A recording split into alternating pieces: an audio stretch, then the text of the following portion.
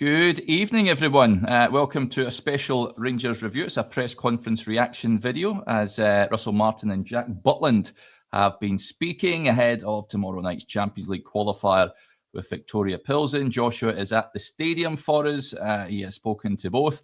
Joshua, first of all, how goes it? We were unable to get you on the old Wi-Fi in your hotel earlier, but good to see you at the stadium in 4K, as the kids say these days. Yeah. I tried to come on this morning and I made it as far as the intro.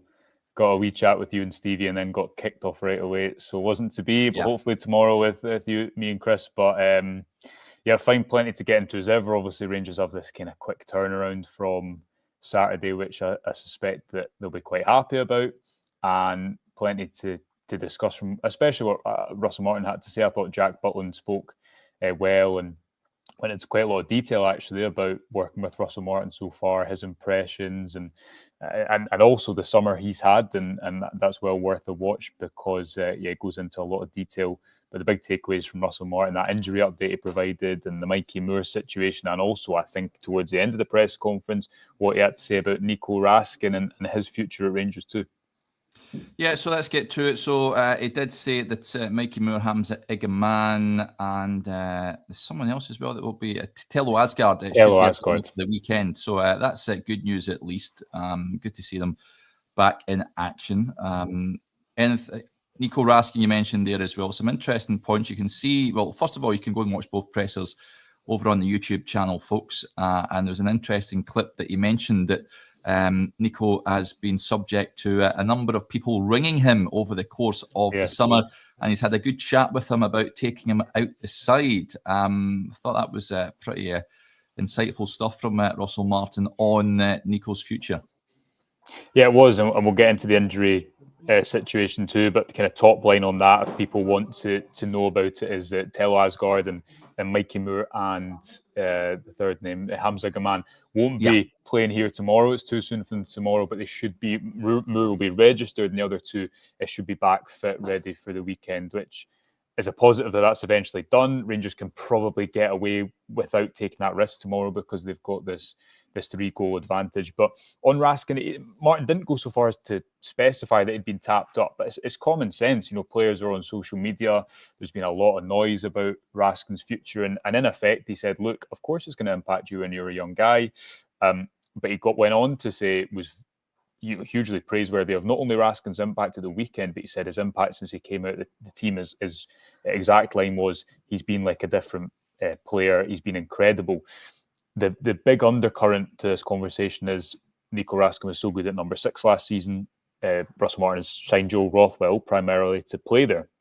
He explained that last season wasn't really a factor in that decision because of what Rangers want to do now, different style of play and all that comes with it. And he did specify that effectively thinks Raskin can do that, and he's explained to him what he needs to do and where he needs to be to play that role. He didn't say number 6, but he said the role that Raskin wants to play in this squad consistently, and was very open to the prospect of him staying at Rangers beyond this summer unless someone comes in with a bid that kind of blows them out the water. So Raskin's having been so good last season, Derek, it's kind of felt like almost a bit of a missed opportunity so far, even though we're only a few games into the season. You've thought, is this going to work? Is this going to be a player who maybe just doesn't happen? He's not the type of player that Russell Martin likes.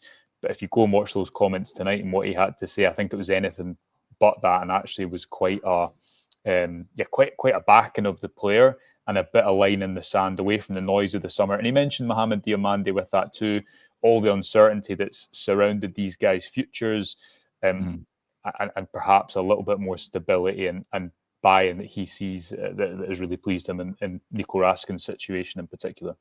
Yeah, he said that folk ringing him affected his approach, not in terms of professionalism or stuff, but he's a young man.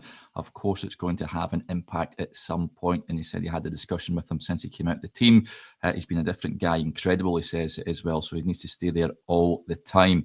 There's a comment that's come in from Haggis Killer, and I would like to see this too, buddy. He says, we need to fix imbalance in midfield. It should be Nico at 6, Dio as the left 8, and Rothwell as the right-sided 8. I would like to see that too, but whether we see that tomorrow, I would have my doubts, I've got to be honest. He also discussed the potential of St Mirren getting postponed, Josh. He says no decision has been made on that yet. Of course, there was talk that could be, Rangers are well within their rights if they get through this tie tomorrow night, touch wood, that they could postpone that game for a later date to help them prepare for either Club Brugge or Salzburg. But Martin says that a decision hasn't been made on that. I think given the start to the season, I would be desperate to play that game, I've got to be honest, as opposed to postpone it. Yes, obviously something we've heard about a lot, like in recent years. Why can't these games be suspended before a second leg of a Champions League playoff game? It helps the whole country, it helps the coefficient, and that is now a possibility. The chat understanding the SPFL statement from a few days ago seemed to insinuate that was going to be triggered if Rangers got through, but Russell Martin a little bit softer on that, you'd say, discussing it just about half an hour ago that a decision hadn't been made in that game, which would be between the Champions League playoff round, the two legs of that, should Rangers get beyond Victoria Pilsen tonight, which obviously they'd expect to, the 3-0 up. It would be an away game against St Mirren at the Smiza Stadium. It's not an easy game, but also not a big distance to travel on the 24th, sandwiched in between those two ties. He did kind of specify, Martin, that it had nothing to do with the league table. He said basically he's not looking at that at all so early on. And also the other factor within this, Chris reported earlier, exclusive on the site, that agreement has been reached for a fee with Nobel Mendy. That comes a couple of days after Nasser Giga earned that red card, which would suspend him if Rangers don't play. We understand that St Mirren game for the Old Firm game, he would be a huge miss based on what we've seen from him in a few European fixtures in particular so far. So definitely one to watch, and maybe it could be a little bit more clarity on that come the end of the week if and when Rangers do manage to make it through here tomorrow night. Yeah, he said something factual during that press conference, which is right to say, but I wasn't too sure. He says that the team are unbeaten in 5 games. They are unbeaten in 5 games, but something I wouldn't have said given that the poor start to the league form. I've got to say, I look at it as 4 points dropped it already. I think tomorrow will take care of itself. I don't have too many concerns, although I think Pilsen will look at that game at the weekend and fancy that they can get at Rangers tomorrow night. If they just play the ultra defensive low block, try and hit on the counter, they may get a bit of joy. What did he speak about the task awaiting Rangers tomorrow, Joshua, and but the prospect of reaching the playoff round, which should be a decent achievement, you've got to say. It would be, and financially, Rangers have a lot of players that they still need to get out. We reported earlier on the website, our understanding is that a cooperation loan agreement has been reached with 3 clubs, Raith Rovers, Stirling Albion and Alloa, which solves Rangers' issues in terms of youth development, but not in terms of the wages that they need to get off the wage. But we'll maybe come on to speak about that a little bit more tomorrow morning. But Rangers would access about £4 million more should they make the playoff round. Interestingly, the Victoria Pilsen camp were quite not bullish, but they mentioned the fact that, look, this team maybe are a little bit weak early on, or can be got at a little bit early on. And this is a small stadium, Derek. I've not actually been out yet, but I think it's only 11,700 or something like that. Yeah, very small, very tight. Would imagine the atmosphere could still be big if they get an early goal. It's a huge ask, and there's no chance that Rangers should lose the game from this position. But understandably, Russell Martin kind of repeating the mantra he expected, the job's not done and all that stuff. Listen, I agree with you, and I think it's too early to judge anything. I don't think I've actually been on since the game at the weekend, and we'll get into it into it in more detail in tomorrow morning's briefing. Saturday was a game that we've seen under so many different managers, and that to an extent shows the manager is not the issue. Saturday also was not a kind of it was very early in the season to have that end of days feel about it. There was a lot of red flags and concerns about what was on show. But equally, and I wrote this in more detail in my piece on the website where I'll probably articulate it better than I'm trying to just now. It's a long-term fix. You cannot fix this overnight. So trying to then judge it quickly, I don't think works. However, on the opposite side of that, when you've sat through all these different managers and seen through all these different performances at Ibrox, you rightly question, well, is this going to change? And is it worth buying into? And is it worth putting my weight behind this? All Russell Martin can do, and Jack Butland kind of repeated this, is try and buy himself time.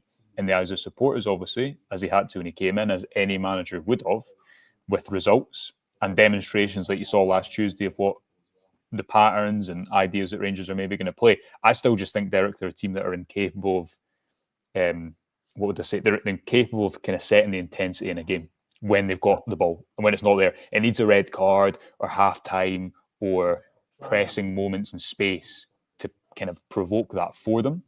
And I think what you saw on Saturday was the intensity that they played with. See, when it went 1-1, they needed that. They need to start the game with that.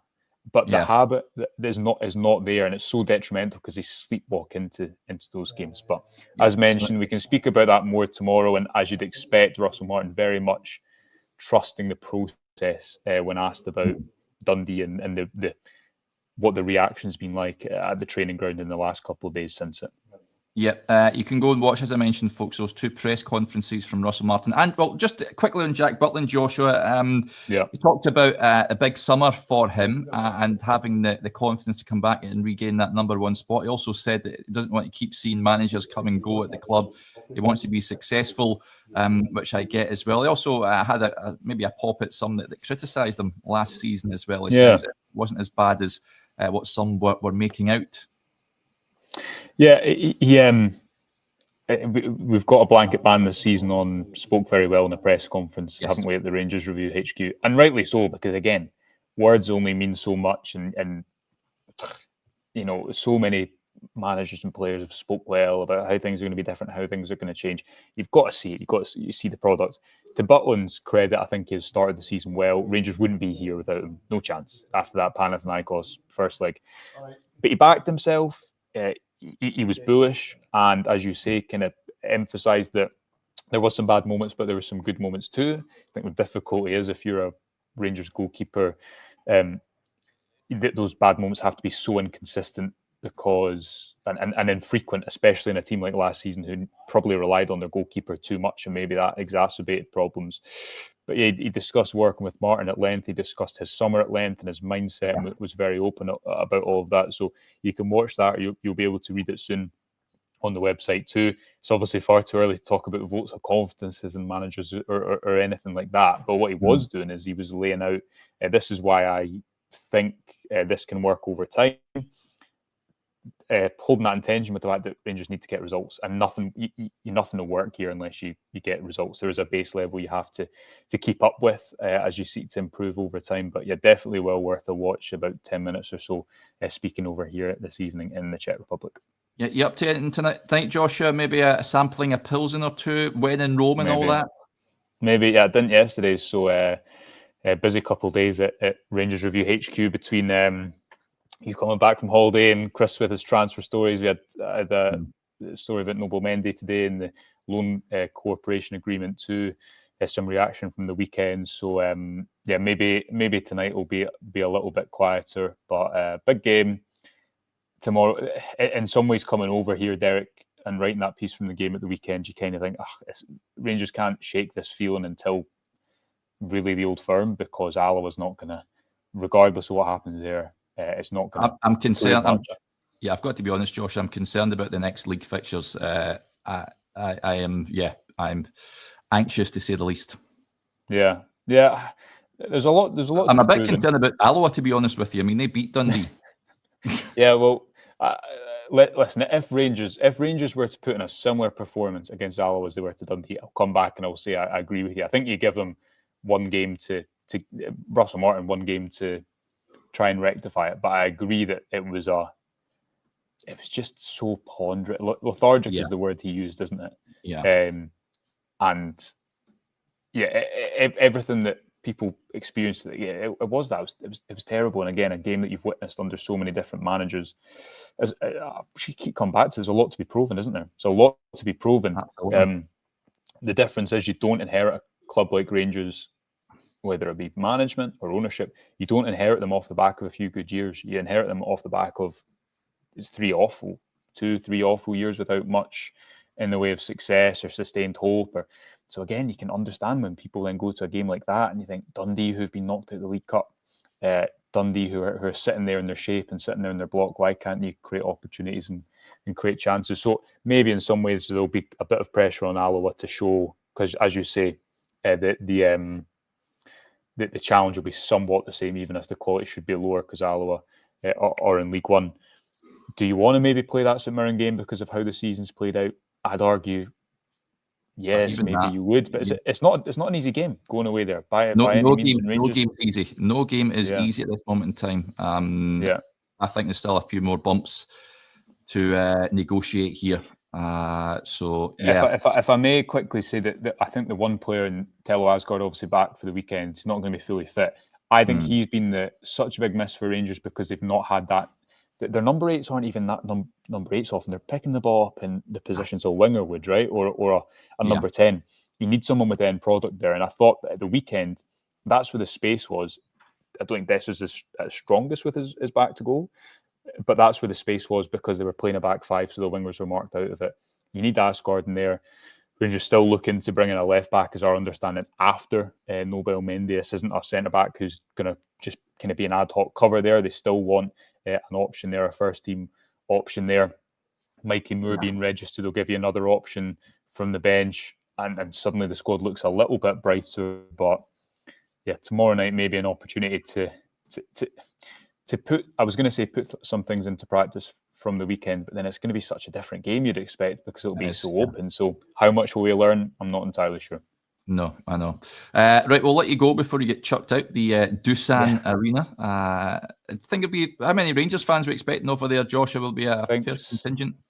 500, I think, maybe 600. Yeah, it's not too many. Not tons, but I'm sure they'll be here. So looking forward to.